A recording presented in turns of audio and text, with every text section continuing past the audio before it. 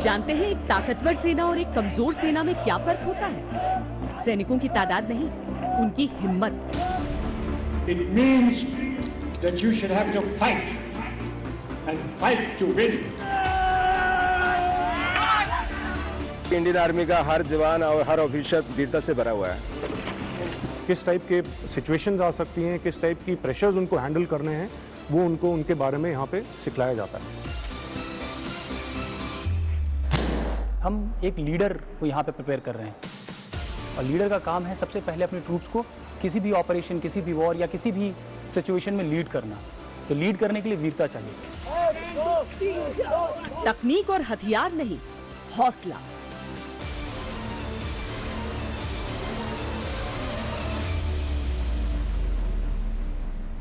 चाणक्य जो थे खुद एक विद्वान थे। उन्होंने चंद्रगुप्त को एक विद्वान नहीं बनाया, उन्होंने इसको एक क्षत्रिय बनाया, एक योद्धा बनाया। मैगजीन अपनी तरफ, इजेक्शन स्लॉट, समझ में आ गया? जी साहब। हम यहाँ से जब जेंटलमैन कैडेट्स को पासिंग आउट करेंगे तब तक वो एक समझ लो आग का शोला बन गया होगा।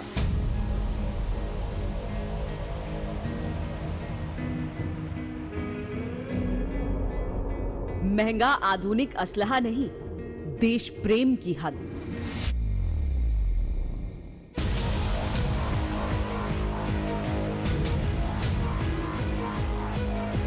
आपके बस एक कमांड पे वो अपने जान देने को भी राजी है। अगर आप अपने आप को अच्छे से समझते हो तो आप उन जवानों को भी समझोगे। जितनी भी फौज को आज तक मौका मिला है, उन्होंने हर जगह उस चीज को दिखाया है कि हमारे अंदर क्या है।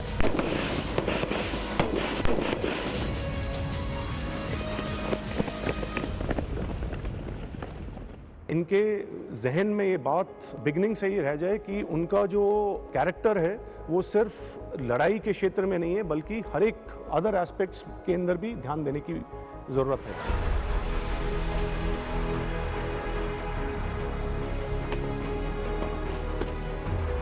एक देश की सेना को ताकतवर बनाते हैं उसके सैनिक और उन सैनिकों का पराक्रम, प्रताप, समर्पण। एक इंडियन ऑफिसर के अंदर सबसे बड़ी क्वालिटी जो है वो integrity and loyalty, integrity to his service and loyalty to the country. इसमें कोई शक नहीं है कि बहुत ही कठिन जगह है, मगर जो अंत में आप जो पाएंगे इससे, आप उसके बारे में सोचिए तो ज़्यादा कठिन नहीं है।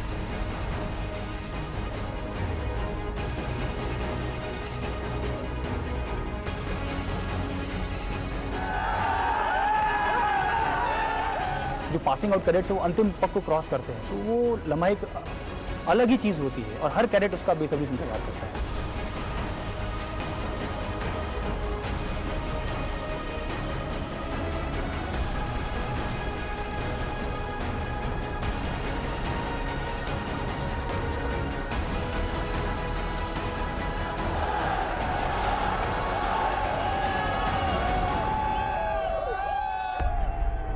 मेरा ये दिली ख्वाहिश है कि मेरी माता मुझे वो स्टार लगाएं जो वो बहुत चाहती है कि मैं अपने बेटे को स्टार लगाऊं। मेरा सपना है कि मेरे दादा दादी पिपिंग सेरेमनी में स्टार्स को जो निकालते हैं वो करेंगे और साथ में मेरे मम्मी पापा भी खड़े रहेंगे। जो रिस्पेक्ट है ये प्रोफेशन का, ये यूनिफॉर्म का, वो बाहर कहीं नहीं मिल सकता।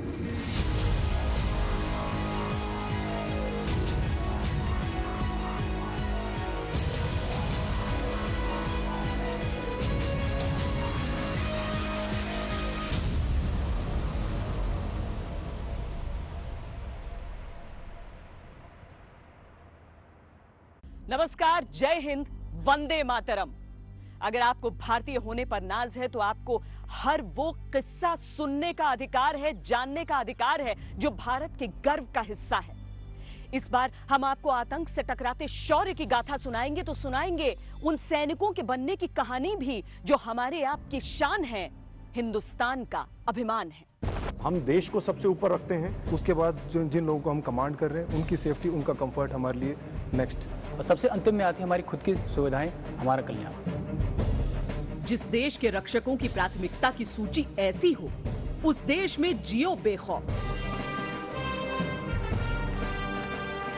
लीड करने के लिए वीरता चाहिए और साथ ही अगर मैं एक लीडर हूं और मैं अपने विवेक से सही डिसीजन ले सकता हूं, तो इसीलिए इन दोनों चीजों का समन्वय बहुत जरूरी है।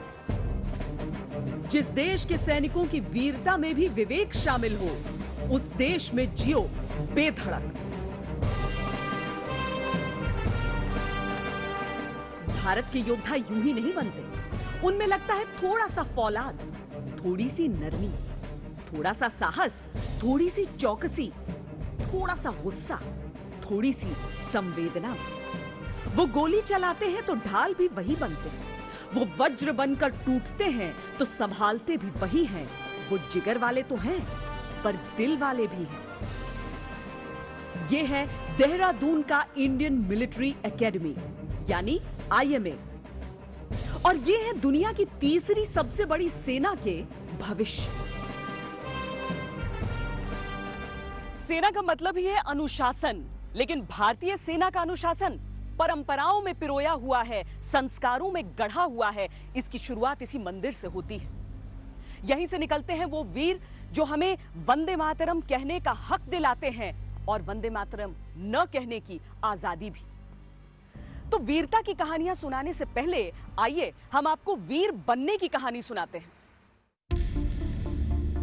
बंदूक ताने सैनिकों को आपने खूब देखा होगा। आज हम बंदूक के पीछे के इंसान से आपको मिलवाएंगे। आतंकियों को ढेर करने की खबरें आपने खूब सुनी होंगी। आज उसकी तैयारी का किस्सा आपको सुनाएंगे। मिलवाएंगे अफसर बनने से पहले वाले उस नौजवान से, उसके सपनों से, उसके डर से, उसकी उम्मीदों से, उसके लक्ष्य से। मैं स्टार्टिंग में तो मुझे बहुत टफ लगता था, क्योंकि मैं एक सिविल बैकग्राउंड से था। मुझे बहुत सारी नजरें देख रही होंगी और मुझे उनकी उम्मीदों पर खरा उतरना बहुत ही ज्यादा जरूरी। IMA आज दुनिया के सर्वश्रेष्ठ सैन्य संस्थानों में शामिल है, पर उसके गठन की कहानी में भी संघर्ष रहा है। जब भारत में स्वतंत्रता संग्राम अपने चरम पर था, तब सेना के स्वरूप को भारतीय करने की कोशिश भी शुरू हुई। जब हमारे पास अपनी सैन्य अकादमी नहीं थी कि हम अपने होनहार नवयुवकों को प्रशिक्षित करते और उनको अधिकारी बनाते सेना में, तो वो लोग इंग्लैंड जाया करते थे। सैंडर्स नाम की जगह है, वहाँ पर मिलिट्री एकेडमी, वहाँ ट्रेनिंग पाते थे। लेकिन हमारे नेताओं ने अंग्रेज़ों से बार बार कहा और लेजिस्लेटिव असेंबली में भी ये प्रश्न उठाया कि भारत इतना बड़ा देश है, तो क्यों ना हमारे अधिकारी यहीं पर प्रशिक्षण पाए और उससे देश का धन भी बचेगा। वर्ल्ड वॉर 1 से पहले तक तो हिंदुस्तानियों को अफसर बनने की इजाजत ही नहीं थी, लेकिन उस विश्व युद्ध में भारतीयों का शौर्य देखकर यह फैसला किया गया कि हर साल 10 हिंदुस्तानियों को ऑफिसर ट्रेनिंग के लिए इंग्लैंड की मिलिट्री एकेडमी भेजा जाएगा। पर अपने देश में अपनी एकेडमी की मांग इस पर नहीं रुकी। आखिरकार अंग्रेजों को 1930 में इंडियन मिलिट्री एकेडमी के गठन की इजाजत देनी ही पड़ी। 1932 से लेके अभी तक तकरीबन 55,000 ऑफिसर्स यहाँ के हेलोड पोर्टल से पास आउट हो चुके हैं। 1932 के अंदर जब पहला कोर्स आया था, उस समय जो इस इंस्टीट्यूशन की क्षमता थी वो सिर्फ 40 जेंटलमैन कैडेट्स की थी। IMA से जो पहला बैच निकलकर तैयार हुआ, उसमें शामिल थे हिंदुस्तान के सबसे लोकप्रिय soldier field marshal Sam Manekshaw. Manekshaw ही वो योद्धा थे जिनके सामने 1971 में पाकिस्तान के 93,000 सैनिकों ने घुटने टेक दिए थे। मानेकशॉ ही वो योद्धा थे जिन्होंने पाकिस्तान को उसका सबसे कड़वा सबक दिया था। मैंने ये सरेंडर डॉक्यूमेंट टेलीफोन पे ईस्टर्न आर्मी के चीफ ऑफ स्टाफ को डिक्टेट किया और मैंने कहा ये 4 कॉपी बनाओ इसकी। एक कॉपी न्याजी को देना, एक जनरल जगजीत सिंह साहब को देना और 2 मेरे पास भेज देना। एक सरकार को दूंगा और एक मेरे दफ्तर में रहेगा। दिलचस्प है कि उस पहली बैच से जो 3 अफसर निकले, वो आगे चलकर अपने अपने देशों की सेनाओं के अध्यक्ष बने। फील्ड मार्शल सैम मानेकशॉ, इसके अलावा पाकिस्तान सेना प्रमुख जनरल मोहम्मद मूसा और बर्मा सेना के जो अध्यक्ष बने जनरल स्मिथ डन। लेकिन हम इतिहास से आगे बढ़ते हैं, वर्तमान में लौटते हैं और चलते हैं उन्हीं जेंटलमैन कैडेट्स की तरफ जो हमारे देश का भविष्य है।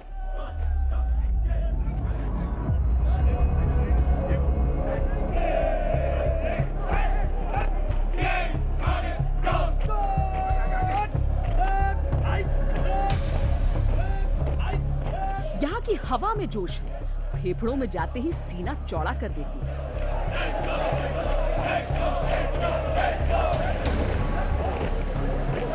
यहाँ की मिट्टी को एक पूरी सदी की निष्ठा से सींचा गया है।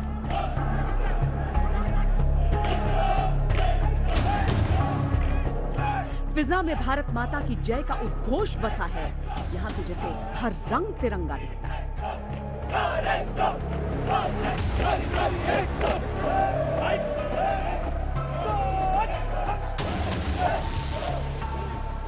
जब तक सांस है तब तक मोर्चे की रक्षा करना है, यही मंत्र होता है भारतीय फौजियों का और यही अंतिम उद्देश्य।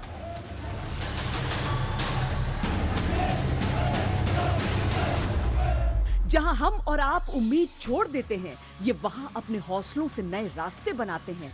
आसमान छूती ऊंचाई हो, पाताल जैसी गहराई हो, मौसम अनुकूल हो या प्रतिकूल, ये न रुकते हैं न थकते हैं। और इस सब के पीछे होती है इनकी वो कठोर तपस्या जैसी ट्रेनिंग जो इन्हें बनाती है हिंदुस्तान की उम्मीद।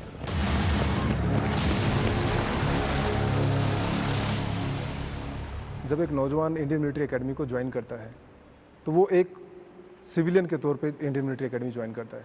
उसके बाद इंडियन मिलिट्री एकेडमी का ये फ़र्ज़ बनता है कि उसको हम पहले एक सोल्जर के तौर पे ढालें। वो फिजिकली स्ट्रांग होना चाहिए, मेंटली टफ होना चाहिए, तो उसकी तैयारी कराते हैं। साथ ही साथ देश के जो मॉरल एथिक्स वैल्यूज़ है इसकी भी तैयारी कराते हैं कि किस प्रकार अपने से बड़ों का सम्मान करना है, देश का संविधान सर्वोपरि होना चाहिए।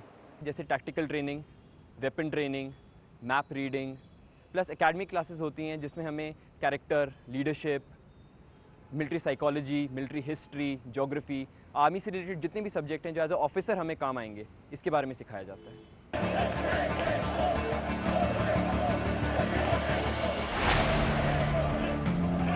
जब तक रगों में दौड़ता खून हौसलों की रफ्तार के बराबर न हो जाए, जब तक जिस्म की मांसपेशियां इरादों जैसी चट्टान न बन जाएं, ये हाड़ मांस के इंसान खुद को गलाते रहते हैं।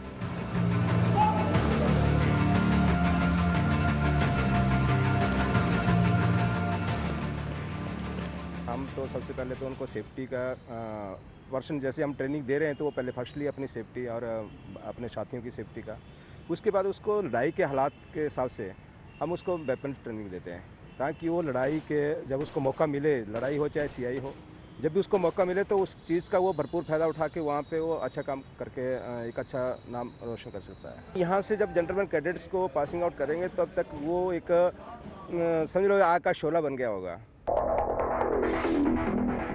जब बाकी भारत के लोग जिंदगी का जश्न मनाकर सोने के लिए नरम गर्म बिस्तरों की आगोश में समाने लगते हैं, तब आईएमए का कैडेट जाग चुका होता है। देश सेवा के संकल्प को पूरा करने के लिए जरूरी ट्रेनिंग का हिस्सा बनने के लिए। ट्रेनिंग के प्रथम चरण में उन्हें सुबह के 4:30 बजे जागना होता है और 6 बजे तक परेड के लिए मैदान में मुस्तैद होना होता है।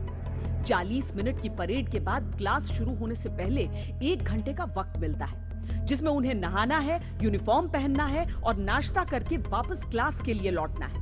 और हर जगह की दूरी कम से कम 2 से 3 किलोमीटर होती है। वक्त पर पहुंचना हर जेंटलमैन कैडेट की जिम्मेदारी होती है। लेट होने का मतलब कठोर दंड। हमारा दिन सुबह 4:30 बजे शुरू हो जाता है क्योंकि हमें अपनी यूनिफॉर्म सेट करनी होती हैं। We have to wear good uniforms because army में सबसे पहली चीज़ सिखाई जाती है वो अपनी यूनिफॉर्म में प्राइड लेना। उसके बाद जो भी दिन की एक्टिविटी है उसके लिए हम प्रिपेयर करते हैं। आउटडोर क्लासेस होती हैं जैसे वेपन ट्रेनिंग की क्लासेस, ड्रिल, फिजिकल ट्रेनिंग, घुड़सवारी, तैराकी। इन क्लासेस के बाद ब्रेकफास्ट होता है, उसके बाद क्लासेस होती हैं, क्लासेस के बाद एक रेस्ट पीरियड होता है, उसके बाद गेम्स होता है, फिर शाम को एक स्टडी पीरियड होता है, उसके बाद डिनर और फिर उसके बाद शाम को हम थोड़ी पीटी करते हैं खुद के लिए और फिर 10:30 बजे लाइट्स आउट।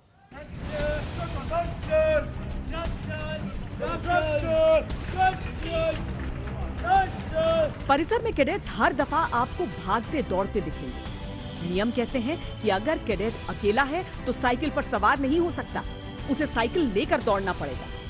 4 कैडेट्स साथ हों तभी साइकिल की सवारी कर सकते हैं। पैदल चलते हुए भी कैडेट को आराम से टहलता हुआ नहीं दिखना चाहिए, उन्हें मुस्तैदी दिखाते हुए भागते रहना होता है।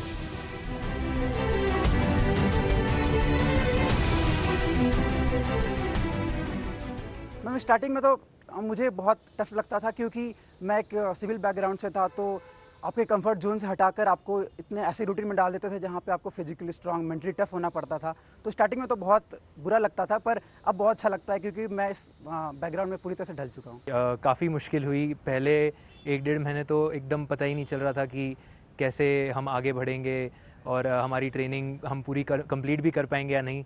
पर उसके बाद आदत सी हो गई और फिर उसी में मज़ा आने लग गया, हमारी एक दिनचर्या सी बन गई थी।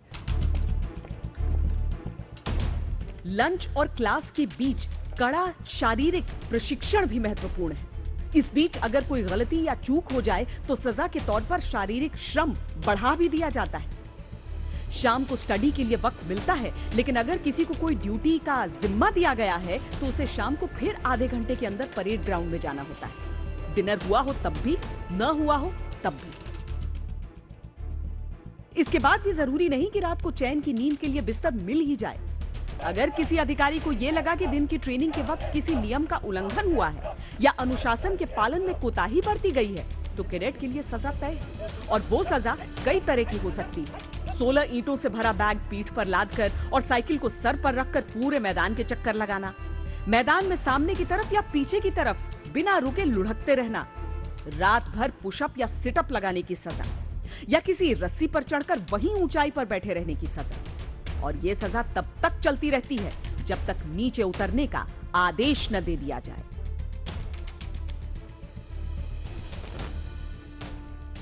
सजा जो है बेसिकली अनुशासन का ही पार्ट है। किसी भी जीसी को सजा इसलिए दिया जाता है जिससे कि वो अगली बार ऐसी गलती ना करे, उसको एहसास दिलाया जाता है कि उसने इस गलती के कारण काफ़ी कुछ मिस कर दिया है, तो अगली बार वो ऐसा ना करे। और दूसरी चीज़ ये है कि जो सज़ा वो करेक्टिव मेजर ही है। अगर कोई जीसी दौड़ने में वीक है तो उसको सज़ा भी इसी प्रकार से दी जाती है कि उसका समय बर्बाद ना हो और वो इस चीज़ को आराम से अपने अंदर ढाल ले। अगर वो दौड़ने में वीक है तो उसको उसी प्रकार की सज़ा देगी दौड़ने की। अगर वो किसी कारणवश एकेडमिक्स में वीक है तो उसे इस प्रकार की सज़ा दी जाएगी जिसमें कि उसे डेजर्टेशंस और हो सकता है कि बुक रिव्यू भी देना पड़े। तो इसी प्रकार की सजाएं दी जाती है जिससे कि वो इस गलती को ना करे और इसको करेक्टिव मेजर की तरह ले। स्कूल, कॉलेज, घर, यूं तो गलती की सजा हर जगह दी जाती है, लेकिन यहाँ आईएमए में गलती की जो सजा दी जाती है वो एक खास मकसद के साथ।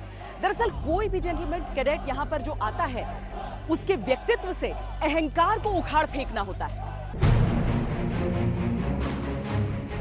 अनुशासन का सबसे बड़ा दुश्मन होता है अहम, और यहाँ बहुत बारीकी से उस अहम को यानी ईगो को चकनाचूर कर दिया जाता है, ताकि आने वाले दिनों में अगर उन्हें आदेश का पालन करना हो तो केवल देश हित ही जहन में रहे।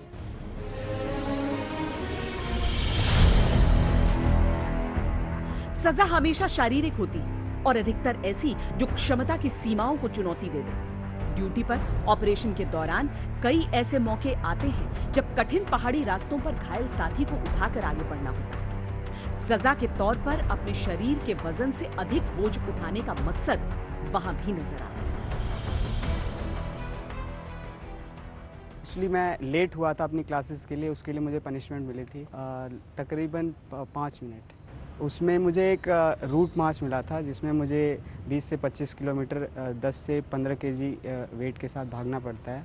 ये सारा मेंटल एप्टीट्यूड के ऊपर है। यहाँ पर हमें ये बात कही जाती है it's not physical, it's mental.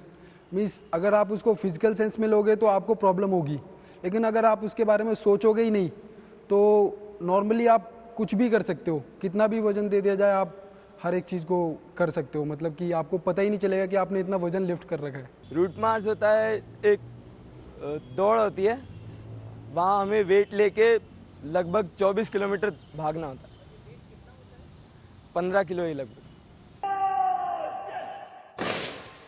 देश प्रेम सबके अंदर होता है, लेकिन इसके लिए जान दे देने का जज्बा जिनमें होता है वो वीर ही सेना को चुनते हैं। भारतीय सेना दुनिया में इस बात की सर्वश्रेष्ठ मिसाल है जहां देश के लिए हंसते हंसते जान देने का रिवाज वीरता पर्व के रूप में मनाया जाता है। स्वदेश सुरक्षा सम्मान सदैव सर्वोपरि, सर्वदा सर्वोपरि। तो उसको मानते हुए देश के लिए जो नए अधिकारी बन के जाते हैं वो अपने प्राणों को बलिदान कर देते हैं, देश की वेदी पर न्यौछावर कर देते हैं। भारतीय सेना की शान में किसी ने कहा था कि बांकपन जैसे समुद्र की मौजों में है, फौज अपनी इस जहां की बेहतरीन फौजों में है। और ये सच है, क्योंकि जब हम दुनिया के दूसरे शक्तिशाली राष्ट्रों की तुलना में अपनी सेना को देखते हैं तो पाते हैं कि सुविधाओं के मामले में भले ही हम बराबर न हों, लेकिन दमखम में हम किसी से कम नहीं। उस समय 18 से 20 वर्ष की आयु होती है, 21-22 भी होती है, तो ये लोग एकाएक कैसे ऐसे सैन्य अधिकारी बन जाते हैं जो देश के लिए सर्वोच्च बलिदान देने के लिए तत्पर रहते हैं। ये वैचारिक प्रशिक्षण है, शारीरिक प्रशिक्षण है और आत्मिक प्रशिक्षण है। आईएमए के भव्य परिसर में दाखिल होते ही जो एक बात सबसे अलग दिखती है वो ये कि सब एक से दिखते हैं। आम जिंदगी में हम सब की ख्वाहिश होती है कि हम भीड़ से अलग दिखें, पहचाने जाएं। पर यहाँ जो भी है वो अपनी शक्लो सूरत या पहनावे से पहचान नहीं बनाना चाहता, वो अपनी पहचान बनाना चाहता है अपने शौर्य से। मेरी माँ तो शुरू से चाहती थी कि मैं एक छोटा बाल रखूं, क्योंकि उन्हें बड़ा बुरा लगता था जब मैं बड़े बालों के साथ रहता था। वो बोलती थी कैसा तू अच्छा नहीं लगता इन बालों पे। तो मेरी माँ बहुत खुश हुई थी जब उन्होंने मुझे छोटे बालों में देखा, पर मुझे तो बहुत बुरा लगा था। पर धीरे धीरे समझ में आ गया कि नहीं, ये भी एक ट्रेनिंग का पार्ट है। जैसे सबको सिमिलर करना है, चाहे यूनिफॉर्म के माध्यम से हो या ट्रेनिंग के माध्यम से हो या फिर आपका हेयर स्टाइल हो। अजीब तो लगा था मैम। फैशन में बहुत रहने की आदत थी मुझे। बॉम्बे से बिलोंग करता हूँ तो वहाँ फैशन तो एकदम टॉप पे रहता है। कॉलेज में मेरे बाल भी शोल्डर्स तक थे, पर यहाँ आने के बाद जब बाल काटे गए तो एक बार तो दुख हुआ, पर बाद में समझ आया कि वो एक यूनिफॉर्मिटी, डिसिप्लिन का हिस्सा है। एक जैसा हेयर कट सुनने में सामान्य लगता है, लेकिन इसके पीछे की मंशा बड़ी है। आईएमए में आने वाला हर व्यक्ति, चाहे देश के किसी भी कोने से आए, किसी भी मजहब से ताल्लुक रखे, कोई भी भाषा बोले, इस मुकाम के बाद सबकी पहचान एक है, वो योद्धा हैं अपने देश के। उनको एक गाइडलाइंस दी जाती हैं और उस गाइडलाइंस के अंदर आप देखेंगे कि ये जेंटलमैन कैडेट बहुत जल्दी ढल जाते हैं और किसी भी तरह का भेदभाव नहीं किया जाता है इनके साथ में। चाहे वो किसी भी प्रांत का हो, चाहे वो किसी भी वर्ग का हो, सबके लिए रूल्स बराबर हैं। तो इसीलिए इसको इम्प्लीमेंट करने के लिए कोई परेशानी बिल्कुल भी नहीं आती हमें। कहने को भारत और पाकिस्तान की सेनाएं एक ही सेना से निकली हैं, लेकिन जहां पाकिस्तान की सेना सत्ता की लालची बनी, तानाशाह बनी, भारतीय सेना ने केवल देश की सेवा की, देशवासियों की रक्षा की। पाकिस्तान में सेना के खिलाफ एक शब्द बोलने की आजादी नहीं है, लेकिन भारत में सैनिकों पर कभी पत्थर बरसते हैं, कभी तीखे बोल बरसते हैं, फिर भी वो हमारी रक्षा करते हैं। शायद फर्क हमारे सैनिकों की ट्रेनिंग में है, फर्क उन संस्कारों में है, उन परंपराओं में है। आईएमए में शरीर और संस्कार दोनों को तराशा जाता है और अफसरों के संस्कारों की बुनियाद है अपने सैनिकों के लिए एक सच्चा और अच्छा लीडर बनना। चाहे जंगलों में एम्बुश हो या शहर के बीचों बीच एंटी टेरर ऑपरेशन, अफसर अपने जवानों के साथ मोर्चे पर होते हैं, सीने पर गोली खाते हैं। देखिए सर, आर्मी एक बहुत अच्छा परिवार, हमारा एक हम परिवार की तरह रहते हैं। जैसे एक घर पे एक बुजुर्ग होते हैं और उसके नीचे जो भी उसका परिवार है, जो यानी जो ऑर्डर्स, जैसे घर से बुजुर्ग जो होता है आपका, जो घर का जो सीनियर होता है, जैसे वो अपने परिवार को एक इकट्ठा करके रखता है, वैसे हमारा फौज के बीच में जो ऊपर से नीचे तक का जो हमारा एक रैंक स्ट्रक्चर है, जो एक काम करने का तरीका है, वो सब एक भाईचारा और एक प्रेम के साथ रह के सब मिलकर काम करते हैं। अफसर बनने का एक पहलू और है। आपने गौर किया होगा कि इन्हें जेंटलमैन कैडेट्स कहा जाता है और इसीलिए रणभूमि में खूंखार पर आम जीवन में एक संपूर्ण जेंटलमैन बनना होता है। खाने की मेज का ये अनुशासन देखिए। इनके खाने के लिए उतने ही औजार होते हैं जितने कि लड़ने के लिए हथियार। खाना शुरू किया तो रखने का अंदाज अलग, अभी और खाना लेना है तो चम्मचों का आकार अलग, और खाना खत्म तो वो भी छुरी कांटे से ही मालूम पड़ जाता है। ये हमारी एक तालीम का हिस्सा है और हम चाहते हैं कि इससे हमारे परिवार वाले भी वाकिफ हों। उन्हें भी अच्छा लगता है कि उन्हें कुछ बाहर का सीखने को मिल रहा है। सिर्फ खाने का सलीका ही नहीं, जेंटलमैन है तो डांस के फ्लोर पर भी रहना है। कभी कभी तो स्थिति ये होती है कि इन्हें युद्ध लड़ना ज्यादा आसान लगने लगता है। जब IMA बॉल या फिर NDA बॉल होती है तो उसमें कर लेते हैं बस, तो वो कंपल्सन नहीं है, पसंद नहीं है। वंदे मातरम में हम उस मंदिर में पहुंचे हैं जहां भारत माता के सपूत भारत के योद्धा बनकर तैयार किए जाते हैं। दरअसल ये एक ऐसी जगह है जहां पर कठोर से कठोर दिल वाला जो व्यक्ति होगा वो देशभक्ति के भाव से लबरेज हो जाएगा।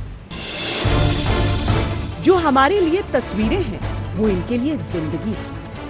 सरहद पर जब गोलियां चलती हैं तो दुश्मन सामने होता है, गोलियां सामने की ओर से चलती हैं, एक ही लक्ष्य होता है, दुश्मन को नेस्त नाबूद कर देना। पर एंटी टेरर की जिम्मेदारी एक ऐसे इलाके में होती है जहां दुश्मन आगे भी हो सकता है, पीछे भी। खुले किसी चौराहे पर भी, किसी मकान में भी। जैसे जैसे हमारी दुनिया के खतरे बदल रहे हैं, हमारे फौजियों को तराशने का ढंग भी बदल रहा है। आज IMA केवल युद्ध के उस खतरे की तैयारी नहीं कराता, बल्कि उस अनजान अदृश्य दुश्मन को ध्वस्त करने की ट्रेनिंग देता है।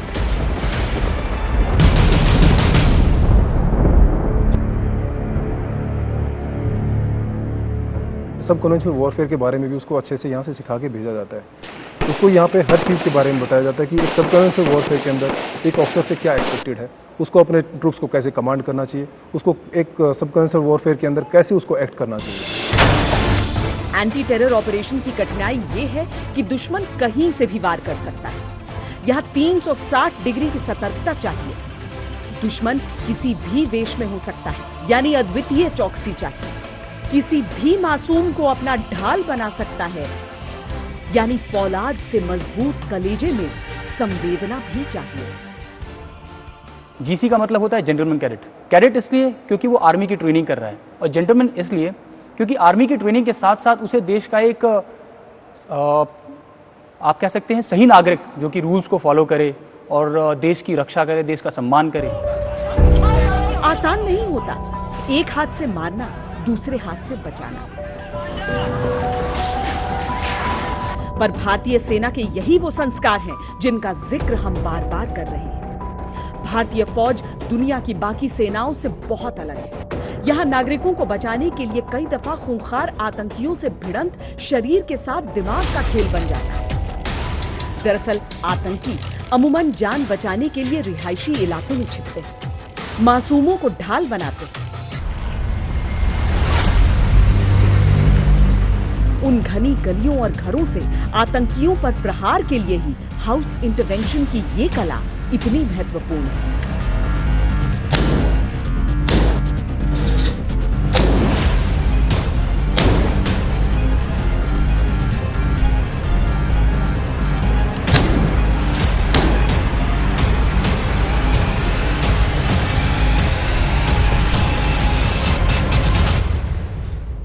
हाउस इंटरवेंशन सिर्फ उस केस में किया जाएगा जब हमें पता है कि यहाँ पे एक टेररिस्ट कंफर्म्ड है इस घर के अंदर। उससे पहले हम सिर्फ हम सर्च ऑपरेशन कैरी आउट करते हैं।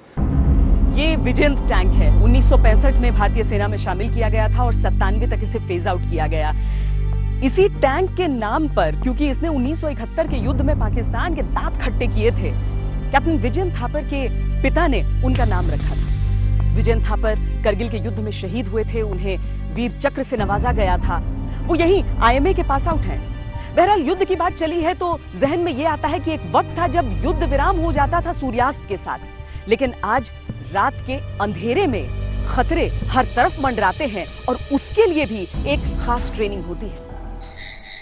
अंधेरे में केवल उन बारीक आहटों का सहारा होता है जो जिंदगी और मौत का फासला होते हैं। हमारे योद्धा उस अंधेरे को चीर कर देख सकते हैं, उस अंधेरे में जीत का उजाला फैला सकते हैं। देखिए, नाइट नेविगेशन जो है सबसे अहम हिस्सा होता है हमारे आर्मी ट्रेनिंग का, क्योंकि सारी कार्रवाइयाँ जो होती हैं वो इसी पर डिपेंडेंट होती हैं। तो सबसे पहले नाइट नेविगेशन के लिए एक जेंटलमैन कैडेट को डे नेविगेशन के बारे में पता होना चाहिए। बहुत खास होती है अंधेरे में देख सकने की ट्रेनिंग। कहते हैं जब एक इंद्रिय कमजोर होती है तो बाकी इंद्रियां अतिरिक्त काम करती हैं। ऑफिसर्स की ट्रेनिंग इसी तर्क पर आधारित है। आंखें देख नहीं सकती तो कान के सुनने की शक्ति को और बढ़ाना, इतना सावधान और सतर्क रहना कि बंद आंखों से दुनिया देखे। चाहे वो सितारों के द्वारा नाइट नेविगेशन करना हो या फिर सिलेक्शन ऑफ लैंडमार्क्स कैसे होता है, रात में कैसे लैंडमार्क्स को सेलेक्ट करना है आपने, किस तरीके से अपने कदमों को नापना है। यूं तो अंधेरे के ऑपरेशन के लिए नाइट विजन उपकरण होते हैं जो सूरज ढलने के बाद भी साफ साफ देखने में मदद करते हैं। तो फिर ये ट्रेनिंग क्यों? ट्रेनिंग इसलिए क्योंकि विपरीत परिस्थितियों में मशीन पर पूरा भरोसा नहीं किया जा सकता। अगर मौसम खराब हो तो भारत में उपलब्ध अच्छे से अच्छा उपकरण काम नहीं करता। साथ ही जो उपकरण उपलब्ध हैं, उन्हें काम करने के लिए थोड़ी सी रोशनी की जरूरत होती है। यानी अगर अमावस की रात है या बादल छाए हैं तो नाइट विजन का कोई फायदा नहीं। हथियारों से पहले उन्हें थामने वाले हाथों पर किया जाता है भरोसा और उन्हें मजबूत किया जाता है। सारे ऑपरेशंस जितने भी कोई भी दुनिया की आर्मी हो, बेसिकली वो नाइट में ही कैरी आउट किए जाते हैं आजकल। अमूमन दिन में हम चीजों को देखकर उससे दूरी का जो अंदाजा लगाते हैं वो रात में अलग होता है। इसे डिस्टेंस जजमेंट कहते हैं। रात की ये ट्रेनिंग इसीलिए भी जरूरी है ताकि किसी चीज से दूरी का सही अंदाजा लगाया जा सके। मैप पहली चीज है, उसके अलावा मैप के अलावा दूसरी चीज जो कि उसके आसपास का वातावरण है, कहाँ से वो जा रहा है, किस जगह से कहाँ जाना है, अगर इस दौरान क्या क्या चीजें आ सकती हैं, और अगर मैप है आपके पास तो मैप में वो चीजें कैसे दिखेंगी, ग्राउंड में कैसे दिखेंगी। किसी एम्बुश में बैठे हुए अगर हल्की सी भी रोशनी की तो खतरे को खुला न्योता है। टटोलते हुए पहाड़ों जंगलों में चलना है, हर आहट पर चौकन्ना रहना है। न रफ्तार कम हो सकती है न धार। यही है भारत के वीर। यहाँ हम आपको ये भी समझाएं कि ये नौजवान नौकरी की तलाश में फौज में नहीं आए थे। नौकरी उन्हें कहीं भी मिलती, पैसे मिलते, आराम मिलता, सुरक्षित रहते वो। लेकिन ये तो ऐसे मतवाले थे जिन पर कोई और ही धुन सवार थी। वो पंक्तियां सुनी है ना आपने, हम भी आराम उठा सकते थे घर में रहकर, हमें भी माँ बाप ने पाला था दुख सह सह कर, वक्त रुखसत उन्हें इतना भी न आए कहकर, गोद में अश्क जो टपके कभी रुख से बहकर, तिफल उनको ही समझ लेना जी बहलाने। यहाँ कई कैडेट्स ऐसे आते हैं जिनसे पहले की 3-4 पीढ़ियां फौज में अफसर रही। कई ऐसे भी आते हैं जिन्हें अपने माँ बाप को भरोसा दिलाने में कठिनाई होती है कि वो उन्हें फौज में आने दें, क्योंकि हर माँ बाप को अपने बच्चे की सुरक्षा का ख्याल तो होता ही है। मेरा बचपन से ख्वाहिश था कि मैं आर्मी को अपना करियर बनाऊं, पर मेरे पिताजी का ये मन था कि मैं पहले IIT क्रैक करूं, फिर उसके बाद मैं जहां चाहूं वहां जा सकता था। तो मैंने अपने पिताजी के ड्रीम को ट्रू किया और IIT क्रैक किया। फिर मैंने अपने ड्रीम को ट्रू करने के लिए ND चला। भारतीय फौज में ऐसी अनेकों मिसालें रही हैं जहां बड़ी बड़ी नौकरियों की पेशकश ठुकराकर नौजवान सेना में आते हैं। वो चाहते तो लाखों की सैलरी ले सकते थे, ऐसी नौकरी कर सकते थे जहां कुर्सी मेज पर बैठकर सुरक्षित रहते, खाते पीते, अपने उम्र के लोगों के साथ मौज मस्ती करते। लेकिन उन्होंने कुर्सी की जगह पत्थर, कीबोर्ड की जगह रॉकेट लॉन्चर, पैसों की जगह इज्जत को चुना।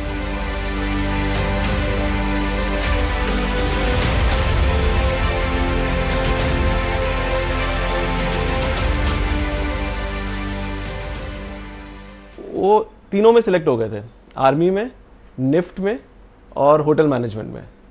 ये तीनों निफ्ट में अपने में ये तीनों बहुत मुश्किल है होना, तो वो तीनों में सिलेक्ट हो गए थे। पर उन्होंने कहा मैं दर्जी नहीं बनना, मैंने तो निफ्ट में तो जाऊंगा नहीं, लोगों को मैंने खाना नहीं खिलाना, तो मैं होटल मैनेजमेंट में नहीं जाऊंगा। पर लड़ने का शौक शुरू से ही था, ब्रेवरी थी, क्षत्रिय हैं हम लोग, तो उन्होंने यही आर्मी चूज की। फिर परमवीर चक्र विजेता कैप्टन विक्रम बत्रा इसी IMA में योद्धा के सांचे में ढले थे। जिस साल वो यहाँ आए उसी दौरान उन्हें मर्चेंट नेवी से भी नौकरी की कॉल आई थी। लाखों की सैलरी थी, अच्छी प्रोफाइल थी। उन्हें हांगकांग में ड्यूटी ज्वाइन करने को कहा गया था। मेरे से कहा कि मम्मी मैं मर्चेंट नेवी में नहीं जाना चाहता। तो मैंने उसे वैसे ही पूछा कि क्या बात है। वो कहता मेरा शुरू से ही प्रोग्राम ये रहा है कि मैं आर्मी में जाऊं और कुछ करके दिखाऊं। My company's success की नलवाज़ ये दिल मांगे मोर। उस वक्त एक लेफ्टिनेंट की सैलरी हुआ करती थी करीब 16,000 रुपए और मर्चेंट नेवी में शुरुआती तनख्वाह 1 लाख। 22 साल की उम्र में विक्रम बत्रा ने अगर लाखों के पे पैकेट से मुंह मोड़ लिया तो ये उस समर्पण, उस बेमिसाल देशभक्ति का ही नमूना था। और विक्रम बत्रा ही क्यों, महावीर चक्र विजेता अनुज नैयर, अशोक चक्र से सम्मानित त्रिवेणी सिंह, 22-23 साल के इन सभी नौजवानों ने नौकरी नहीं, देश को चुना। मैंने कहा आपने हमें बताया क्यों नहीं? कहते मैं जा रहा हूँ इंटरव्यू के लिए, कौन से सारे सिलेक्ट हो जाते हैं, तो कोई ज़रूरी नहीं है मैं सिलेक्ट हो जाऊँ, ऐसे बोला, ऐसे मेरा मन रखने के लिए। आप खुद सोचिए, जिस देश में नौजवान ऐसे जज्बे से भरपूर हों, उस देश में नापाक चुनौतियों से हमें कैसा डर। यहाँ सिर्फ भविष्य को नहीं संवारा जाता है, यहाँ इतिहास को भी संजो कर रखा जाता है। आईएमए से निकले कई योद्धा हैं जिन्हें युद्ध भूमि में उनके पराक्रम के लिए परमवीर चक्र से नवाजा गया, जैसे सेकंड लेफ्टिनेंट अरुण खेत्रपाल। कई अशोक चक्र विजेता हैं, महावीर चक्र विजेता हैं, वीर चक्र विजेता हैं, कीर्ति चक्र, शौर्य चक्र, आप नाम लीजिए। आईएमए से निकलने वाले अफसरों के सीने पर वो तमगा जरूर सजा है।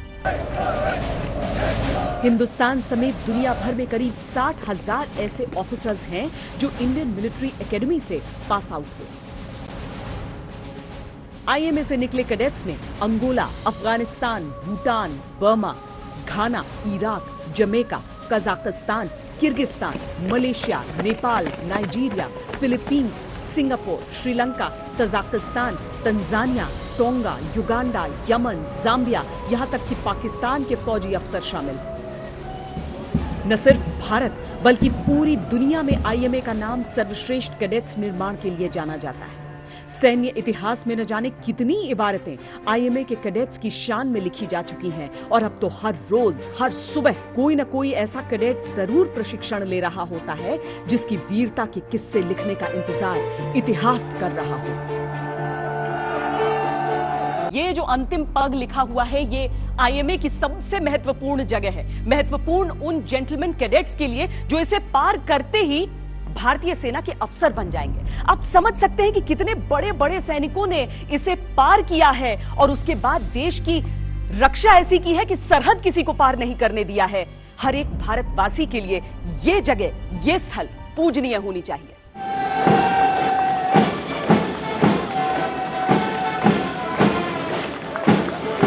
ये केवल 18 महीने की ट्रेनिंग नहीं होती, ये वो तपस्या होती है जिसके बाद कुंदन बनकर निकलते हैं ये वीर।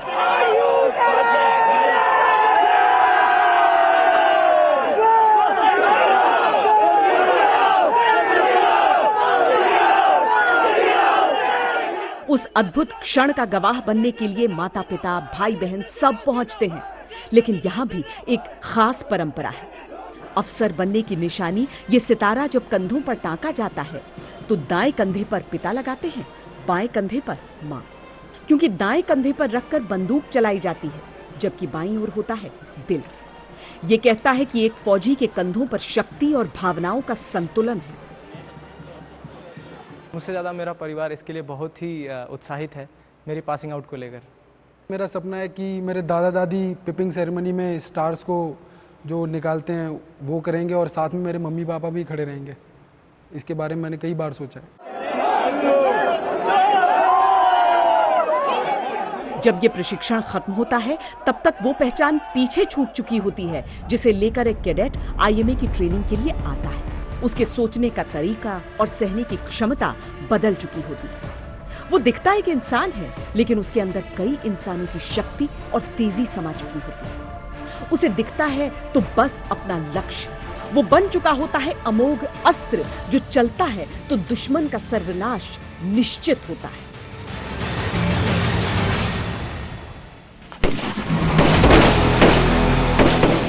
दुनिया में कोई ऐसा हथियार नहीं जिसे वो चला नहीं सकता, कोई ऐसा बम नहीं जिसे वो निष्क्रिय नहीं कर सकता, कोई ऐसा रास्ता नहीं जिस पर वो चल नहीं सकता, कोई ऐसा काम नहीं जिसे वो अंजाम तक नहीं पहुंचा सकता, कोई ऐसी मुश्किल नहीं जिसे वो हल नहीं कर सकता। 18 महीनों में डर, संशय और नामुमकिन उसके शब्दकोश से बाहर हो चुके होते हैं।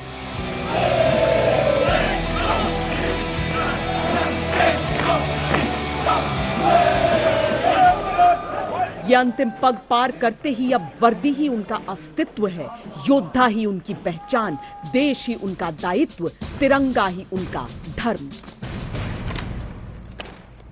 जिनके निर्माण में जाता है फौलाद, जिनके दिलों में है ऐसी संवेदनाएं, उनके रहते बेखौफ बोलते रहिए वंदे मातरम।